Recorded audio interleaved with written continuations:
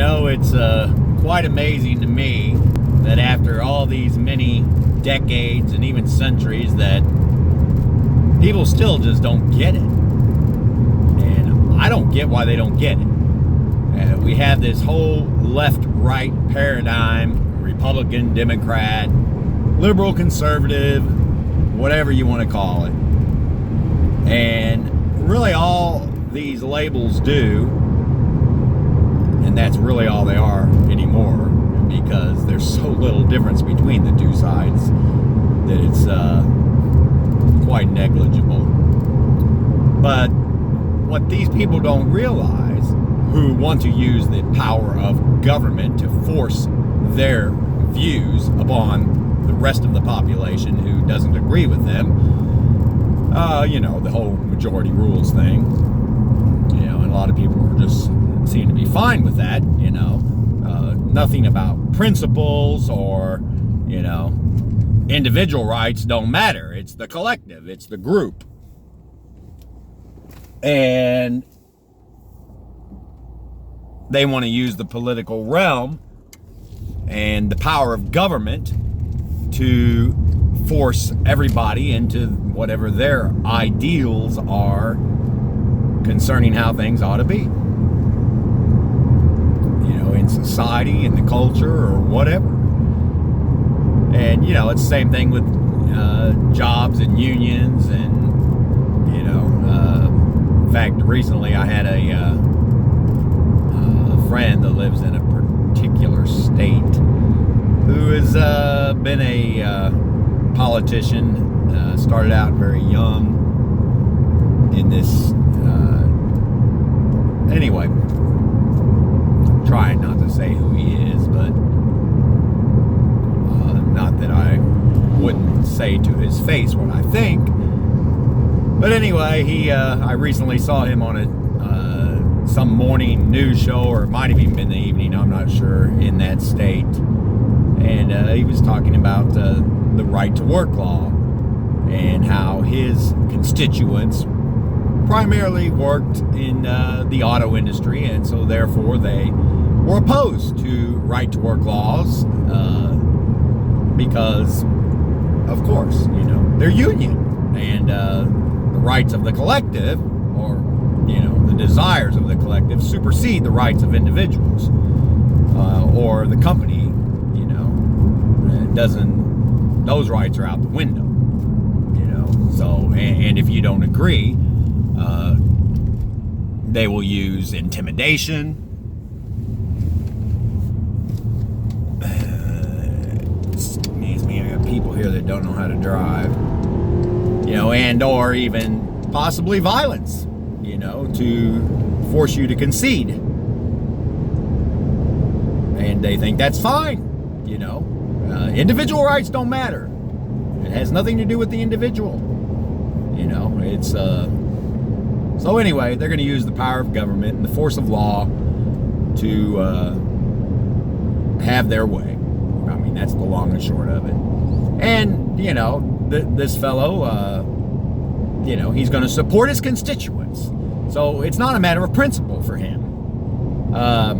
It's no different than if the lobbyist bought him off.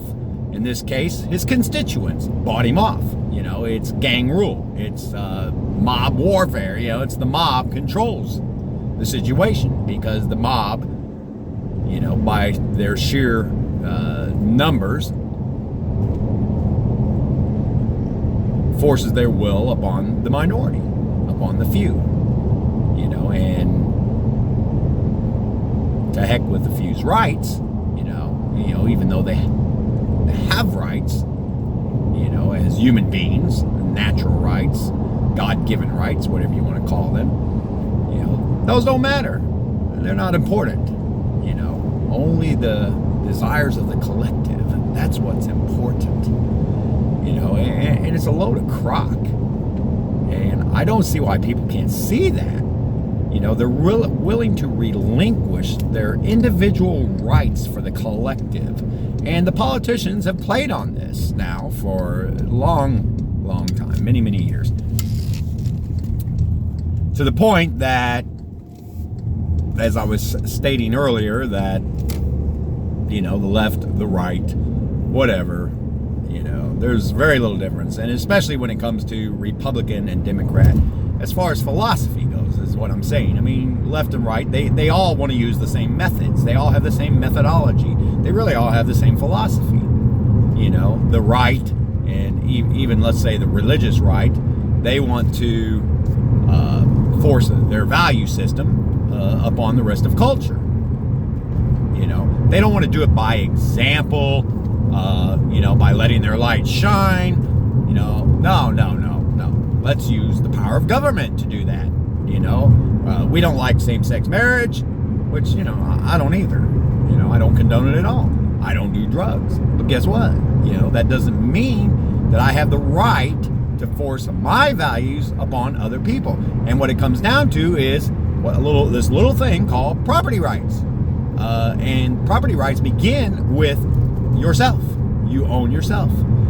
You own your body. And as soon as you say that you don't, or as soon as you say that the government can create laws, or that other people can create laws or rules to inhibit your choice, your free choice of what to do with your own body, whether how you feed it, clothe it, take care of it, keep it safe, keep it not safe, whatever. If you want to put drugs in it, blow your mind, it's your choice. It may not be a smart choice, but it's your choice nonetheless. And nobody has a right to take that from you. And the moment you do, then you have infringed upon someone's property rights, their right of self-ownership. And then they become, and you become, a slave. As simple as that. So it's a two-edged sword. You think you have the right to tell people what's best for them. And that's what the government does all the time. It's the nanny state on steroids now. We can't drive the kind of cars we want because, they have to have all these safety features, which of course just drives the price of vehicles up massively. And on and on and on. But anyway, I don't know. I'm just going on this little tirade and wanting to point out that there's just no logic in people's reasoning or lack thereof for why they think this is a good thing, and why they cannot see that this whole left-right paradigm is just a tool of the elitist who gets you to believe that voting for this side or that side is somehow going to change things, when in fact history has proven quite clearly, just in my short lifetime, I know I look really old, well, I am pretty old, but relatively speaking, life is short, but nonetheless, go figure.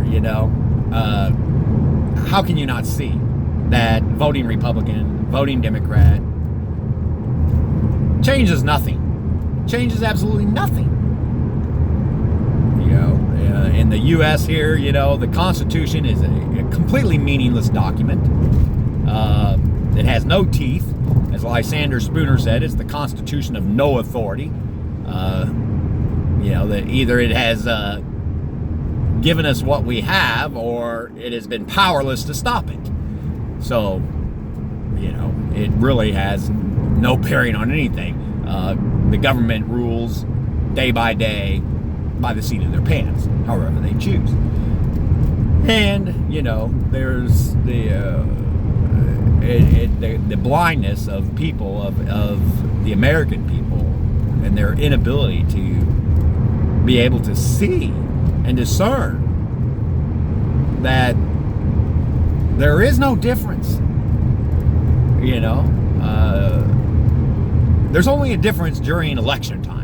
When they're candidates. Oh yeah, then there's a chasm as wide as the Grand Canyon or whatever, or as broad as the ocean, whatever. But otherwise, once they're in office and they're in power, they're members of the same good old boys club, and they pretend to bicker with one another and so on and so forth. But as can be seen, readily seen in this last election, now the Republicans have control of both the House and the Senate and the White House. And yet, what do we have? Oh, we have a massive spending bill. A spending bill to end all spending bills, called the budget. It's incredible. Donald Trump wants what? I want $50 billion increase in the military because our military is so depleted. Even though we spend more than the next 16 countries put together, our military is depleted. If it's depleted, it's not because of lack of funds. That can be for certain. That is for certain. But nonetheless, give me 50. Well, the Congress said, oh no, Donald, that's not enough. How about 100? So that's what they do. They give him 100. And then he wants a $1.5 billion, trillion dollar infrastructure bill. Let's have $1.5 trillion. We're only $4.2 trillion in debt now. And we have over what? Oh, excuse me. That's what's on the balance sheet of the Fed. We're over $20.2 trillion in debt. And growing by leaps and bounds by the second. So, but what's money when you don't have any? Americans do not have any money. The only reason they have the government has the ability to do this, and the only reason that Americans allow it is because they don't feel it, because we're not taxed for it. In fact, they did a tax cut, creating an even larger deficit. But deficits don't matter. Right, of course they do, but politicians think and act like they don't. But nonetheless, Donald Trump at one time as candidate was saying how horrible the deficit is, but now he's stomping his feet for deficit spending. Let's have some more deficits. Let's have some more debt. Let's have the printing presses of the Federal Reserve print more fake dollar bills. On and on and on. It never ends. But yeah, it's just incredible to me. What Ron Paul says is the truth of the matter. That until the American people wake up and realize or change their minds, really not realize, but just change their minds about what the role of government should be. The government is not to is not for you to force your will upon everybody else, whatever that will may be. It's not. It can only be, if there is going to be government, which I would argue that I would have to agree with Bob Higgs, who says, the state is too dangerous to tolerate. Nonetheless, if you're going to have government at all, it should be to protect your liberty. That's it. Protect your liberty. And once they go beyond that realm, and they always do, that's the problem. They always do. There's no written constitution that will keep them from gaining the reins of power. Who's them? Them are the corruptible. Those who are corrupt, who love power, and who gravitate towards the state and towards political office because that's their nature. They want that. They desire it. So all the wrong kind of people gravitate towards government power. And so therefore, that's why I happen to agree with Higgs. The state is too dangerous to tolerate. We'd be much better off without the state, period. And just have society based on volunteerism, individual contracts, we can have private security, all those kinds of things. I know, these are all foreign to you all, but these things actually, there's a lot of validity to it.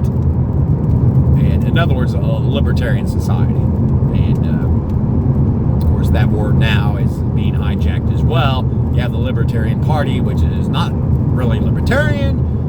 So nobody really knows what that means. It's kind of like being a Christian. What does that mean these days? Who knows? Catholics are Christians, Mormons are Christians. Mormons used to be a cult, considered by practically any other mainstream so-called denomination.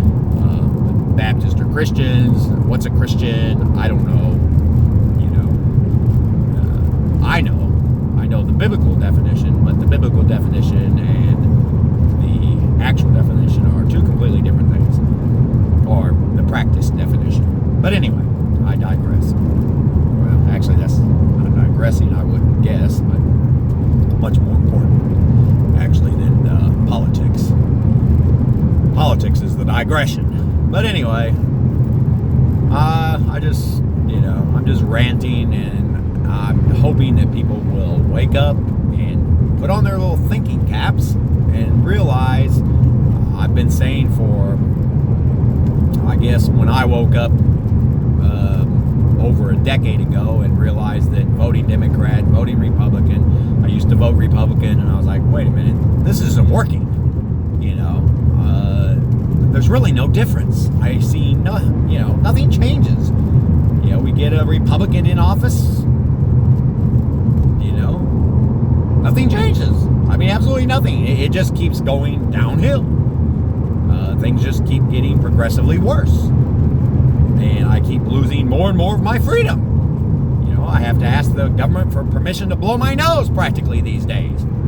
There's nothing that you can do that you don't have to ask the government for permission for. So, are you kidding me? You call that freedom? I don't call it freedom. It just drives me nuts. It's like scratching on a chalkboard with your fingernails when I hear people say, oh, at least I live in a free country. Really? You think you live in a free country?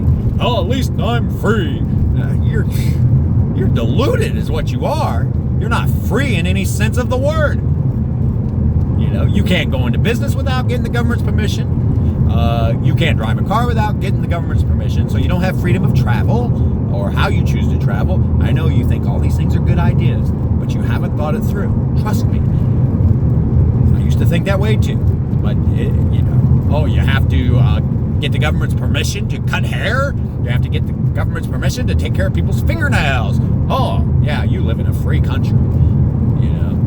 You can't leave the country with your money. If you have too much money on you, watch out. You're not free to transact in cash, or at least not too much cash. A few dollars, yeah, you can have a few dollars in your pocket, that's okay, but don't have $10,000 in your pocket because then you're a drug dealer. By default. I mean, that's the de facto position of the FBI and the cops in general. If you have $5,000-$10,000 on you, you're a drug dealer, and they will confiscate your money, and under civil forfeiture laws, they will keep it, and you will most likely not get it back. In rare cases, people have gotten it back, but it's very difficult, and it ends up costing you money to get it back. What's yours? It's called theft, and that's what the government is. It's an extortion racket. That's all it is. I call it the U.S. government, especially I call the largest crime syndicate in the world, because that's what it is. It's an extortion racket. And you have 50% of the people in this country, including politicians, including all those that work for the government, including all those who receive their income from the government, including all those who contract with the government. It's at least 50% of the country, of the people of this country, make their living off of the other 50% who are actually productive, who actually produce something, who make things, who create wealth. And so when you have that situation, what are you going to have? You're going to have people that keep voting for people to take that 50%, the productive half, to take their wealth. Because they want it. They need it. They can't make a living otherwise. There's only basically two ways to make a living. It's the economic means and it's the political means. So you either use extortion, the political means, using the power of government to extort wealth from other people so that you can have it, or you use the economic means, which means you actually have to work, you have to do something, you have to produce, and half the country's not interested in that. So the chances of things changing are about slim and none. So there you have it. So when will things change? When people are hurting so badly And because there's been such a catastrophe, because it will take catastrophic events. Let's put it that way. It will take a catastrophic event. The dollar will crash. The economy will crash. The stock market will crash. The bond market will crash. Crash, crash, crash, crash. Everything's going to crash. And once that happens, people will wake up, and because the cash cow will be dead. You'll have been run over by a Mack truck, so to speak. So, what then? That's the issue. What then? And that's what I want to talk to people about and influence people about, is what comes on the other side of this catastrophe. Are we going to go back? Are we going to have a dictatorship? Are we going to have a complete socialistic system because everybody blames capitalism, evil capitalism? Of course, capitalism has nothing to do with it because we're not capitalist. The U.S. hasn't been capitalist for, 150 years. We're basically a fascist system, whereby government controls. They don't own the means of production, but they control the means of production through excessive, massive regulation. And it's an incestuous relationship between government and corporations. It's corporatism. And Mussolini would be proud. He would have no problem with the American system at this point. So anyway, and Hitler as well. So Nazism is just another form of socialism, as is fascism, as is communism. They're all forms of socialism. And, even though it's been proven time and time again that those systems don't work, they always end in complete failure. Yet we have the Bernie Sanders lovers who think, wouldn't it be great if everybody had a minimum income for everyone?